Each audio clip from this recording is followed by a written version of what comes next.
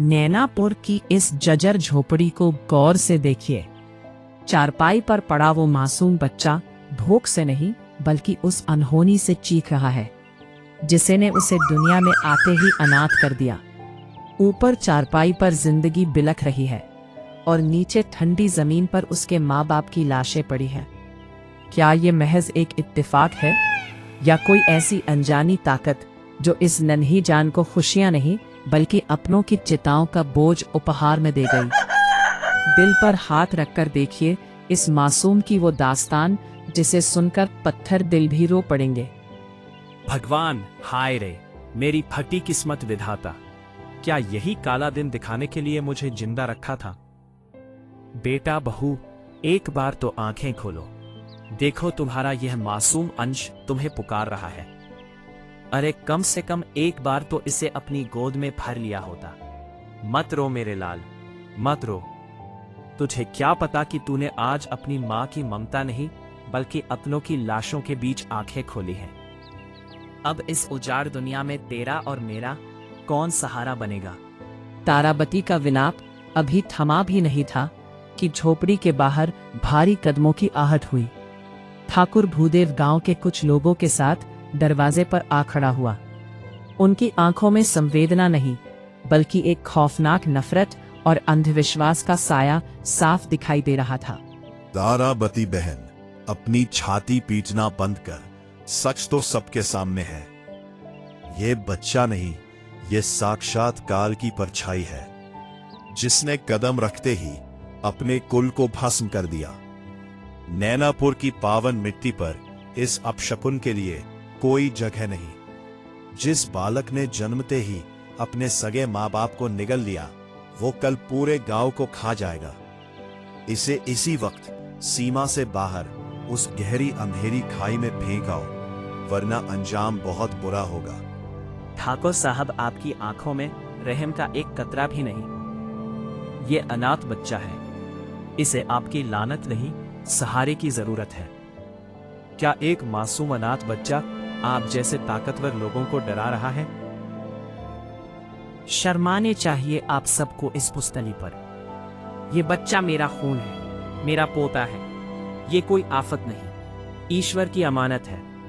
मैं इसे पालूंगी, सीने से लगाकर बड़ा करूंगी, देखूंगी कौन इसे मुझसे छीनता है।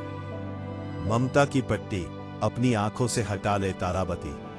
हम अपनी और अपने बच्चों की जान जोखिम में नहीं डाल सकते। ये ठाकुर भूदेव का फैसला है और यही गांव का न्याय है। हमें अपनी आने वाली पीढ़ियों की चिंता है, इस मौत के दूत की नहीं। ये बालक नहीं, ये काल का साया है। इस मनहूस को त्याग दे, वरना तू भी इस गांव के लिए आज से मर गई। मंजूर है मुखिया जी। अगर एक बेगुनाह बच्चे को अपनाना मौत है तो ताराबती को ये मौत 1000 बार मंजूर है। जिस गांव की इंसानियत मर चुकी हो उस गांव के लिए मैं खुद भी मर जाना ही ठीक समझती हूँ। पर याद रखिए, इस मासूम को मनहूस कहने की भूल दोबारा मत करना।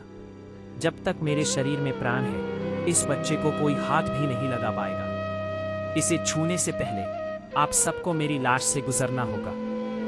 आज से हमारा भी इस गांव से कोई वास्ता नहीं। समय का पहिया अपनी गति से चलता रहा, पर नैनापुर के लोगों के दिलों के घाव और भी जहरीले होते गए। 10 साल का मासूम नारायण जब भी घर की दहलीज से बाहर निकलता उसे समाज के तीखे तीर और तिरस्कार ही मिलता। दादी, दादी, गांव के बच्चे मुझे अपने साथ क्यों नहीं खिलाते? जब भी मैं उनके पास जाता हूँ वो मुझे पत्थर मारकर भगा देते हैं। वो कहते हैं कि मैं एक राक्षस हूँ और मैंने अपने ही माँ बाप को मार डाला।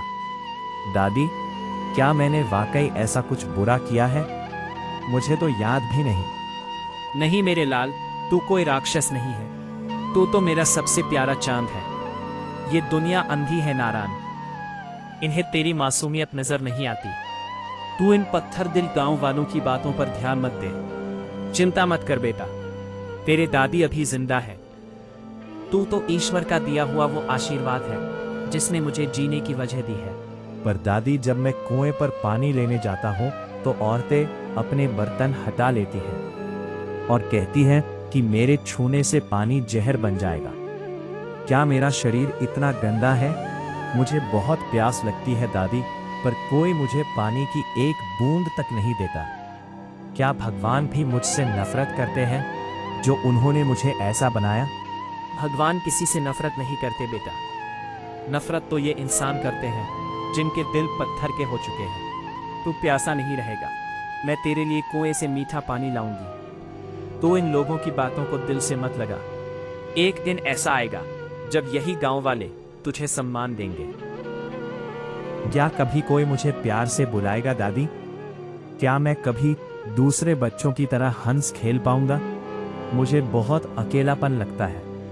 क्या मेरे माँ बाप मुझे इसीलिए छोड़कर चले गए क्योंकि मैं बहुत बुरा हूँ? सब मुझे मनहूस क्यों बुलाते हैं दादी? मुझे बस थोड़ा सा प्यार चाहिए। क्या ये मांगना भी गलत है? उन मासूम सवालों का जवाब किसी के पास नहीं था। देखते ही देखते 20 साल का लंबा सन्नाटा बीत गया। तारावती तो ममता का फर्ज निभाकर मिट्टी में मिल गई, पर नारायण के जीवन में सिर्फ गहरा अकेलापन रह गया। अब उसकी आंखों में आंसू नहीं, बल्कि समाज के प्रति एक कठोर ज्वाला जल रही थी। 20 साल हर दिन मैंने प्यार की एक बूंद के लिए भीख मांगी, पर मीनापुर ने सिर्फ नफरत दी। आज समझ गया कि मेरा मुकद्दर सिर्फ यह तन्हाई ही है। दादी तो कहती थी कि मैं मनहूस नहीं हूं, पर देखिए आज भी मेरा साया ही मेरा इकलौता साथी है। लोग आज भी मुझे देखकर रास्ता बदल लेते हैं, जैसे मैं कोई जिंदा मौत हूं। सुबह की पहली किरण के साथ नारायण जंगल पहुंचा था ताकि अपनी मेहनत से अपनी किस्मत बदल सके। कंधे पर लकड़ियों का भारी गट्ठर लादे वो जमींदार की हवेली की ओर बढ़ रहा था। उसे उम्मीद थी कि शायद आज समाज की समी हुई बर्फ पिघलेगी और उसे अपनी मेहनत का मोल मिलेगा। पर उसे क्या पता था कि हवेली की दहलीज पर उसका इंतजार अनाज नहीं, बल्कि जिल्लत के कड़वे बोल कर रहे थे। सरकार, आज सुबह सुबह जंगल की सबसे गहरी झाड़ियों से ये लकड़ियां काट कर लाया हूं। एक एक लकड़ी एकदम ताजी, सूखी और पत्थर जैसी मजबूत है। आपकी हवेली की रसोई में ये लकड़ियां घंटों तक महकेंगी और तपेंगी। जमींदार साहब, पूरे गांव में ऐसी ताजी लकड़ियां कोई और नहीं ला सकता। बस इनके बदले थोड़ा सा अनाज दे दीजिए सरकार, ताकि पेट की ये आग बुझ सके। 3 दिन से मेरी झोपड़ी का चूल्हा नहीं जला है। एक बार देख तो लीजिए जमींदार साहब। अबे ओ मनहूस, तेरी हिम्मत कैसे हुई सूरज चढ़ने से पहले मेरी हवेली को अपवित्र करने की? अभी इसी वक्त अपनी ये मनहूस लकड़ियां लेकर दफा हो जा यहां से। तुझे क्या लगता है तेरी लाई हुई लकड़ियां जलाकर मैं अपने घर की सुख शांति को राख कर दूंगा? जिस दिन से तू पैदा हुआ है इस गांव की खुशहाली को निगल गया। अगर इन लकड़ियों की आंच मेरी रसोई तक पहुंची तो मेरा पूरा खानदान तेरी इस मनहूसियत की भेंट चढ़ जाएगा। जमींदार साहब, 20 साल बीत गए, क्या मेरी इस मेहनत का कोई मोल नहीं? मैंने तो इसी गांव की मिट्टी में जन्म लिया है। क्या भूखा मरना ही मेरी तकदीर में लिखा है? लकड़ियां मत लीजिए सरकार, पर कम से कम इंसान समझकर एक वक्त की रोटी तो दे दीजिए। मैं दिन भर कड़ी धूप और बारिश में अपना पसीना बहाता हूँ। क्या मेरी मेहनत पर मेरा एक निवाले का हक नहीं? क्या मेरा जन्म लेना इतना बड़ा पाप था कि उसकी सजा मुझे मरते दम तक भुगतनी होगी? हक की बात अपने जुबान पर मत ला भागे। तेरा हक तो सिर्फ वो तिरस्कार है जो ये गांव तुझे देता है। चंदनपुर की हवा तेरी मनहूस सांसों से जहरीली हो रही है और तू रोटी की भीख मांगता है। निकल जा यहां से, नहीं तो लात मारकर बाहर फेंक दूंगा और दोबारा यहां अपनी मनहूस सूरत दिखाई तो तेरी टांगे तुड़वा दूंगा। दफा हो जा यहां से। ठीक है सरकार, अगर मेरी मेहनत की कोई कीमत नहीं तो शायद मेरी तन्हाई ही मेरी हकीकत है। पर याद रखिएगा, आप मुझे धक्के मार सकते हैं, पर मेरे सीने में धकती भूख को नहीं मिटा सकते हैं। ईश्वर देख रहा है जमींदार साहब। एक दिन ऐसा आएगा जब आपको लकड़ियों की जरूरत पड़ेगी, पर तब ये मनहूस आपके पास नहीं होगा। वो चुपचाप गहरे जंगल की ओर चला गया, जहां पेड़ों के साए के अलावा उसे कोई अपना नजर नहीं आता था। एक पुराने बरगद के नीचे बैठकर वो अपनी फूटी किस्मत पर आंसू बहाने लगा। उसे अंदाजा भी नहीं था कि विधाता ने आज उसके लिए एक ऐसा फरिश्ता चुना है जो उसकी काली जिंदगी में प्यार का उजाला बनकर आने वाला था। हे विधाता, आखिर मेरा कसूर क्या है? सब मुझे मनहूस कहते हैं, जैसे मैं कोई अभिशाप हूं। गांव में कोई पड़ोसी मेरा हाल तक नहीं पूछता। 30 साल का हो चुका हूं, लेकिन अभी तक कुंवारा हूं। गांव की कोई लड़की मुझसे शादी करने को तैयार नहीं। क्या मेरी पूरी उम्र इसी सन्नाटे और अपमान में कट जाएगी? क्या मैं वाकई इतना बुरा हूं कि मेरे हाथ की ताज़ी लकड़ियां भी लोगों को जहर लगने लगी हैं? अब तो ये जंगल ही मेरा घर है और ये सन्नाटा ही मेरा परिवार। क्या कोई एक बार भी मुझे इंसान समझकर गले नहीं लगाएगा? हरिया अभी अपने दुखों के अथाह सागर में डूबा ही था कि अचानक जंगल की खामोशी एक भयानक दहाड़ और एक लड़की की चीख से दहल उठी। मौत की बच्चाप बिल्कुल करीब सुनाई दे रही थी। बचाओ, कोई है? बचाओ मुझे, ये खूंखार जानवर मुझे मार डालेगा। हे भगवान, आज मेरी रक्षा करना। दूर हटो मुझसे, दूर हटो। कोई मेरी मदद करो, बचाओ, बचाओ।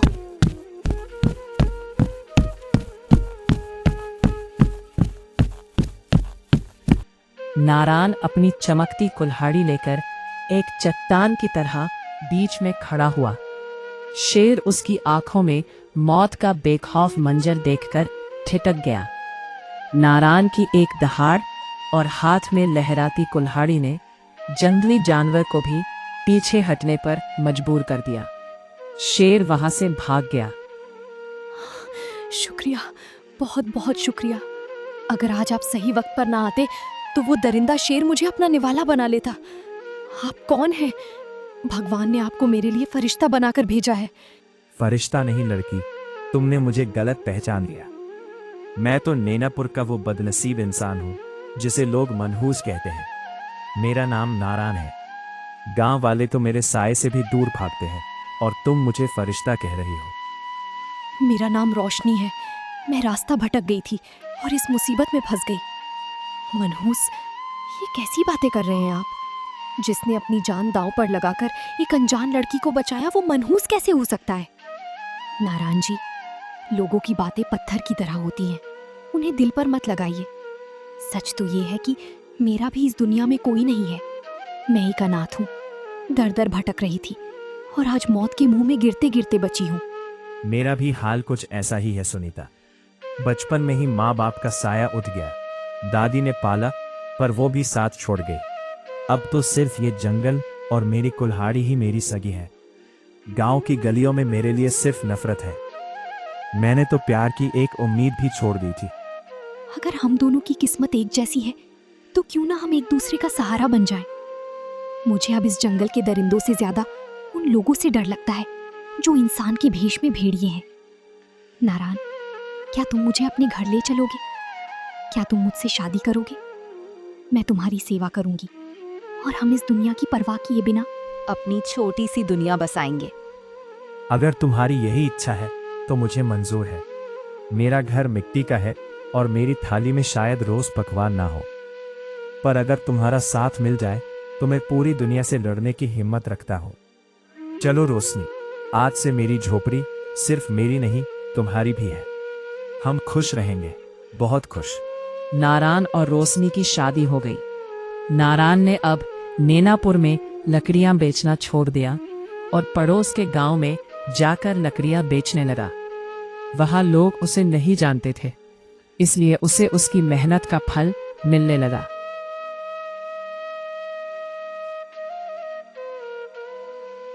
धीरे धीरे उनकी झोपड़ी खुशियों से चहकने लगी। एक दिन रोशनी ने नारायण को वो खुशखबरी दी जिसका उसे बरसों से इंतजार था। नारायण जी, आज मैं बहुत खुश हूँ। हमारे घर में एक नन्हा मेहमान आने वाला है। विधाता ने हमारी प्रार्थना सुन ली है। मुझे विश्वास है कि जब ये बच्चा हमारे आंगन में खेलेगा तो समाज की सारी नफरत खत्म हो जाएगी। ये बच्चा हमारे प्यार की निशानी होगा। और आपकी सारी उदासी दूर कर देगा। रोशनी, तुमने मुझे आज वो खुशी दी है जिसकी मैंने कभी कल्पना भी नहीं की थी। मैं बहुत मेहनत करूंगा, अपने बच्चे के लिए ढेर सारे खिलौने लाऊंगा और उसे कभी मनहूस शब्द नहीं सुनने दूंगा। वो नैनापुर का सबसे भाग्यशाली बच्चा होगा। मैं उसे पढ़ाऊंगा, लिखाऊंगा और एक बड़ा आदमी बनाऊंगा। हाँ, वो बिल्कुल आपकी तरह बहादुर और नेक दिल होगा। बस आप अपना ध्यान रखा कीजिए। आप बहुत थक जाते हैं। अब हमारी जिम्मेदारी और बढ़ गई है। मैं चाहती हूँ कि हमारे बच्चे को इस दुनिया का सारा प्यार मिले जो हमें कभी नहीं मिल पाया। मैं उसे दुनिया की हर मुसीबत से बचाऊंगा सुनीता। मेरी कुल्हाड़ी अब सिर्फ लकड़ियां नहीं काटेगी, बल्कि मेरे परिवार की रक्षा के लिए ढाल बनेगी। तुम बस अपना ख्याल रखो। अब इस घर में सिर्फ खुशियां ही रहेंगी। कोई नफरत, कोई श्राप हमें छू भी नहीं पाएगा। पर नियति को कुछ और ही मंजूर था। वो काली रात आई जब रोशनी को प्रसव पीड़ा शुरू हुई। बाहर तूफान चल रहा था, जैसे कुदरत फिर से किसी अनहोनी का इशारा कर रही हो। नारायण बेबस होकर झोपड़ी के बाहर बेचैनी से टहल रहा था। अचानक झोपड़ी के अंदर से एक दर्दनाक चीख सुनाई दी और फिर सब कुछ खामोश हो गया।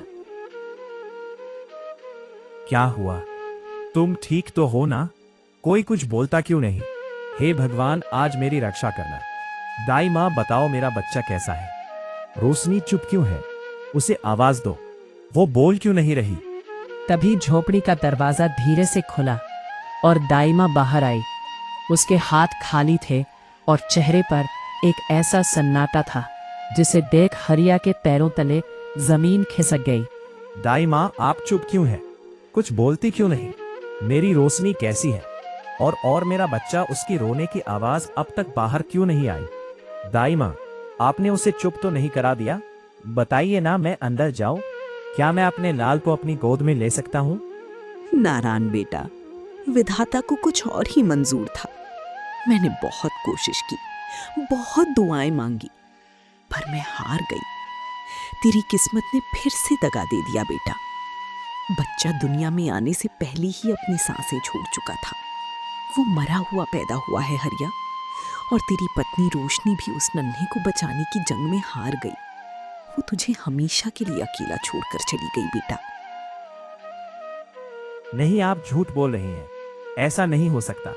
रोशनी ने मुझसे वादा किया था कि वो मुझे कभी अकेला नहीं छोड़ेगी। और मेरा बच्चा, वो तो मेरा राजकुमार था। वो कैसे मर सकता है? दाई माँ, आप मजाक कर रही हैं ना? हटिए मेरे रास्ते से। मैं अपनी आंखों से देखूंगा।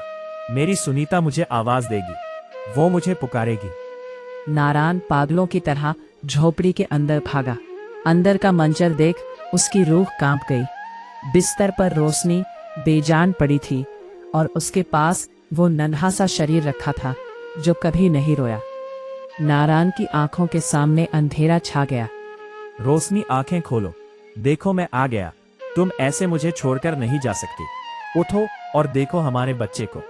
भगवान, तूने ये क्या किया? क्या मेरी दुनिया उजाड़ने के लिए ही तूने मुझे ये खुशियां दिखाई थी? क्या मैं वाकई इतना बड़ा अभिशाप हूं कि जिसे भी प्यार करूं, मौत उसे छीन लेती है? पहले माँ बाप, फिर दादी और अब मेरा पूरा परिवार। तूने मुझे जिंदा क्यों छोड़ा? मार दे मुझे भी। रोशनी और अपने बच्चे को खोने के बाद नारायण एक चलती फिरती लाश बन चुका था।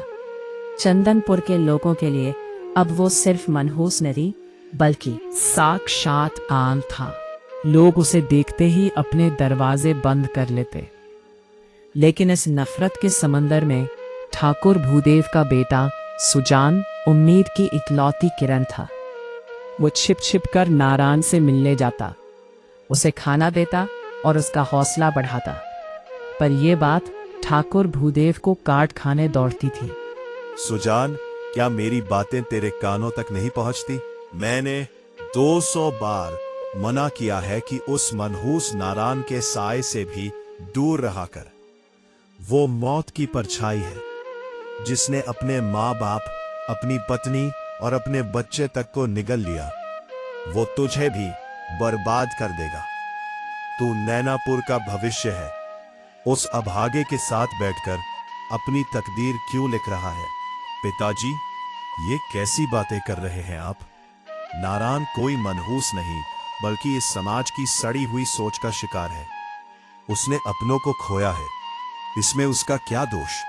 आप लोग उसे सहारा देने के बजाय और पत्थर मार रहे हैं। मुझे उसकी आंखों में कोई कान नहीं, सिर्फ बेपनाह दर्द दिखता है। मैं उसे इस हाल में अकेला नहीं छोड़ सकता। जुबान संभाल सुजान, तू उस अभागे का पक्ष ले रहा है जिसने पैदा होते ही इस गांव की खुशियां छीन ली।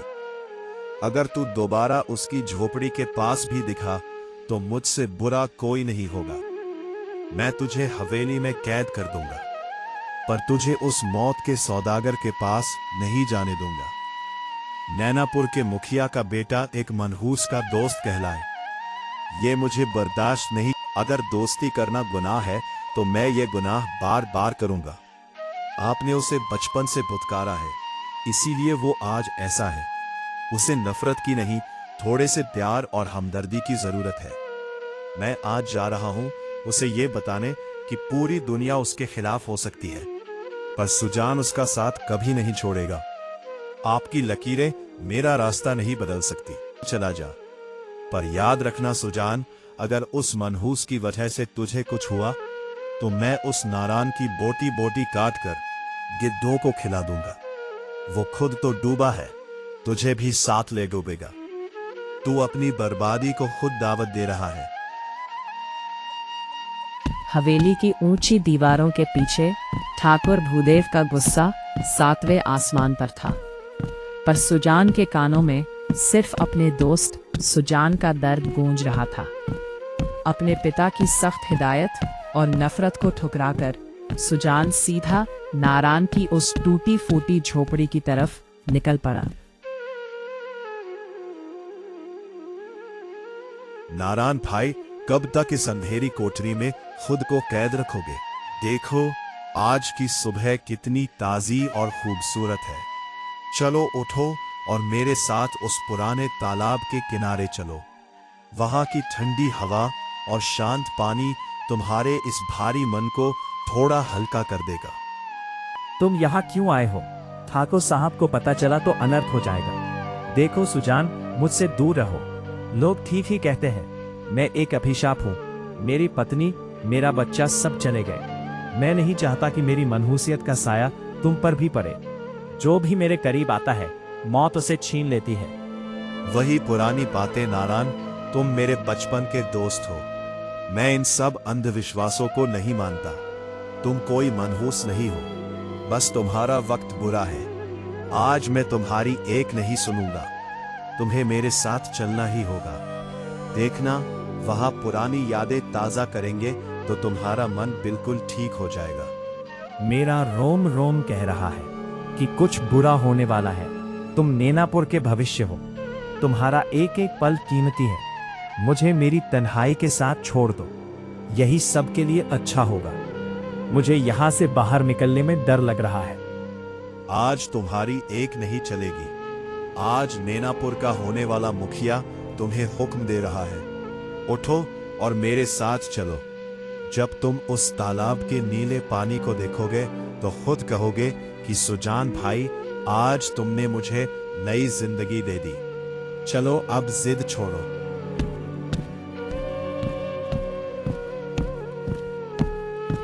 सुजान की जिद के आगे हरिया को झुकना पड़ा। दोनों उस पुराने तालाब के किनारे पहुंच गए। सुबह की सुनहरी धूप पानी पर नाच रही थी, पर उस खूबसूरती के पीछे एक खौफनाक मंजर छिपा था। देखा नारायण, कहा था ना मैंने, यहाँ कितना सुकून है। देखो उस पानी को, ये कितना शांत है। जिंदगी भी ऐसी ही होनी चाहिए। मैं हमेशा तुम्हारा साथ दूंगा नारायण, चाहे पूरा गांव तुम्हारे खिलाफ क्यों न हो जाए। हम मिलकर तुम्हारे जीवन में फिर से खुशियां भर देंगे। सुकून तो है सुजान, पर यह सन्नाटा मुझे काट खाने को दौड़ रहा है। पक्षी चहचहाना बंद कर चुके हैं और हवा का रुख भी अचानक बदल गया है। मुझे लग रहा है जैसे कोई हमें झाड़ियों के पीछे से देख रहा है। चलो यहां से सुजान, मेरा जी घबरा रहा है। शांत हो जाओ नारायण, तुम जरूरत से ज्यादा सोच रहे हो। यहाँ हमारे अलावा और कोई नहीं है। देखो तुम बस यहाँ बैठकर गहरी सांस लो। सब ठीक हो जाएगा मेरे भाई, सब ठीक हो जाएगा। बस थोड़ा सा भरोसा रखो। भरोसा तो तुम पर है सुजान पर, अपनी किस्मत पर नहीं। जब जब मुझे लगा है कि सब ठीक हो जाएगा, तब तब विधाता ने मुझसे सब कुछ छीन लिया। पता नहीं ये तालाब आज मुझे इतना डरावना क्यों लग रहा है। ऐसा लगता है जैसे ये हमें बुला रहा है अपनी गहराई में समाने के लिए। अचानक रंग बिरंगी किरणों के साथ एक तांत्रिक प्रकट हो गया। यह दृश्य देख नारायण और सुजान की रूह कांप गई। प्यार, दोस्ती और जीने की नई उम्मीद। हरिया, तुझे क्या लगा था कि ये सब इतना आसान होगा? नहीं, ये जो तू भोग रहा है ये कोई इत्तेफाक नहीं, बल्कि तेरे पिछले जन्म का कर्ज है जो तू अभी तक चुका रहा है। जो पाप तूने पिछले जन्म में किया था, ये सब उसी पाप का हिसाब है। पिछले जन्म का कर्ज तू कौन है? और मैंने पिछले जन्म में ऐसा क्या किया था जो तू हाथ धोकर मेरे पीछे पड़ा है? क्यों तूने मेरे माँ बाप, मेरी पत्नी और मेरे बच्चे को मार डाला? क्या बिगाड़ा है मैंने तेरा? तूने क्या किया था ये जानने के लिए तुझे अभी और तड़पना होगा। अभी तो ये खेल शुरू ही हुआ है। मैं तुझे तड़पा तड़पा कर एक एक पल का हिसाब लूंगा। तुझे आज फिर से एक ऐसी मौत दिखाऊंगा जिसका बोझ तू अपनी पूरी उम्र उठाएगा। मुझे मार दे शैतान, जो हिसाब करना है मुझसे कर। मेरे इस दोस्त को छोड़ दे, इसने तेरा क्या बिगाड़ा है? मैं तेरे हाथ जोड़ता हूँ, जो सजा देनी है मुझे दे, पर प्रताप को बख्श दे। हो, तुझे मार दूं तो फिर मुझे मजा कैसे आएगा? तुझे जिंदा रखना ही मेरी असली सजा है। मैं तुझे नहीं बल्कि तेरे इस इकलौते दोस्त को मारूंगा। जब ये मरेगा तो चंदनपुर के लोग तुझे इसका कातिल मानकर नोच नोच कर खा जाएंगे। तू जब जिल्लत की ठोकरें खाएगा तब मुझे असली सुकून मिलेगा। नहीं, ऐसा मत कर।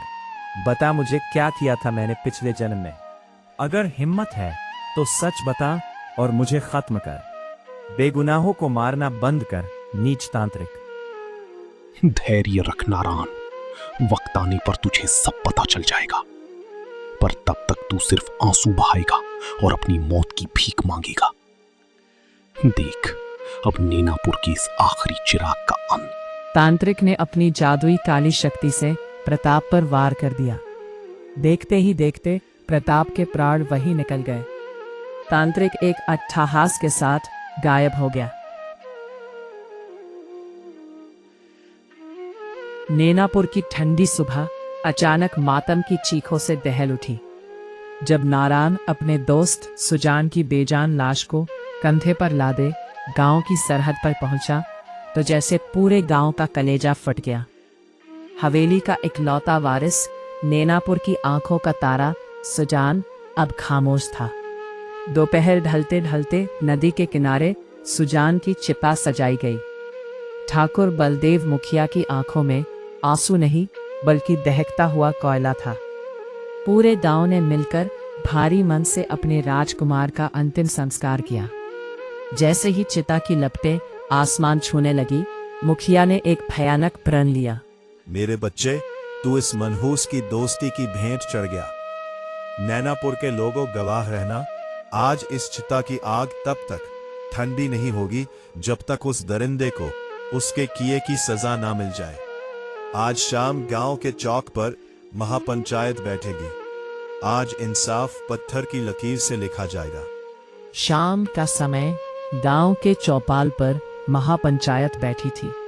बीच में नारायण खड़ा था, फटे कपड़े और आंखों में बेपनाह दर्द। चारों तरफ से सैकड़ों आंखें उसे नफरत से घूर रही थी। नारायण, आज नैनापुर की पंचायत तुझसे जवाब मांगती है। जिस थाली में तूने खाया उसी में छेद किया। सुजान तुझे अपना भाई मानता था और तूने ही उसे उस काल तालाब में धक्का दे दिया। क्या यह तांत्रिक और रूहों का झूठा नाटक तूने अपनी मनहूसियत को छिपाने के लिए रचा है? सरपंच जी, ठाकुर साहब, मुझे मार डालिए, पर मुझे झूठा मत कहिए। मैंने सुजान को नहीं मारा, मैं तो उसे रोकने की कोशिश कर रहा था। वो तांत्रिक कह रहा था कि यह मेरे पिछले जन्म का कर्ज है। उसने मेरी आंखों के सामने सुजान को अपनी काली शक्तियों के वार से मार दिया। मैं बेबस था, मैं अपने भाई को बचा नहीं पाया। चुप कर ओ हत्यारे। पिछले जन्म का बहाना बनाकर तू अपने पाप नहीं धो सकता। तेरी परछाई भी अब इस गांव के लिए अभिशाप है। तूने मेरा वंश मिटा दिया, तूने इस मिट्टी की शांति छीन ली। हरिया पंचायत का फैसला अटल है। तू आज इसी वक्त नैनापुर की सीमा छोड़ देगा। तेरी संपत्ति, तेरा घर, सब अब इस गांव का है। तुझे सिर्फ यहां फटा शरीर लेकर जाना होगा। आज के बाद अगर तूने इस गांव की मिट्टी को छुआ तो तुझे जिंदा जला दिया जाएगा। जा और अपनी मनहूसियत को इस जंगल की खाइयों में दफन कर दे। गांव वालों ने नारायण को लात घूंसों और पत्थरों से मारकर गांव से बाहर खदेड़ दिया। वो गिरता पड़ता उस गांव को पीछे छोड़ गया जहां कभी उसने घर बसाने का सपना देखा था। गांव से निकाला गया हरिया अब उसी घने जंगल का हिस्सा बन चुका था। उसने उसी पुराने बरगद के पेड़ के नीचे अपनी रात गुजारी जहां वह अक्सर बैठा करता था। अगले दिन पत्थर और टहनियों को जोड़कर उसने एक छोटी सी झोपड़ी तो बना ली, पर मन का बोझ कम न हुआ।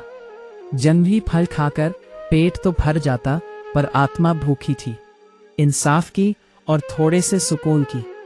कई महीने बीत गए। नारायण का शरीर हड्डियों का ढांचा बन चुका था। एक रात उसे नींद नहीं आई। वो अपनी झोपड़ी के बाहर बैठकर आसमान को देखता रहा। ए विधाता, आखिर कब तक मैं इस जानवरों जैसी जिंदगी को ढोता रहूंगा? दुनिया ने तो मुझे त्याग दिया, पर क्या तुम भी मुझसे मुख मोड़ लोगे? नहीं, मुझे यकीन है कि अगर मैं तुम्हारे दरबार में मत टेकूंगा तो तुम मेरी पुकार जरूर सुनोगे। कल सुबह सूरज उगने से पहले मैं गांव के मंदिर जाऊंगा। जब सब सो रहे होंगे तब मैं अपने प्रभु के दर्शन करूंगा। शायद वहीं से मेरे जीवन का कोई नया रास्ता निकले। भोर का समय था। नैनापुर अभी भी गहरी नींद में था। नारायण साईं की तरह छिपता हुआ मंदिर पहुंचा। सामने मुखिया ठाकुर भूदेव खड़ा था, जो नारायण को देख लेता है। अबे ओ मनहूस, तेरी हिम्मत कैसे हुई चंदनपुर की सीमा में फिर से पैर रखने की, और वह भी इस पवित्र मंदिर की सीढ़ियों पर? क्या तूने सोचा था कि रात के अंधेरे में तू यहाँ आएगा? ताकत देता है तो सब्सक्राइब करके हमें और ज्यादा मेहनत करने का हौसला दे।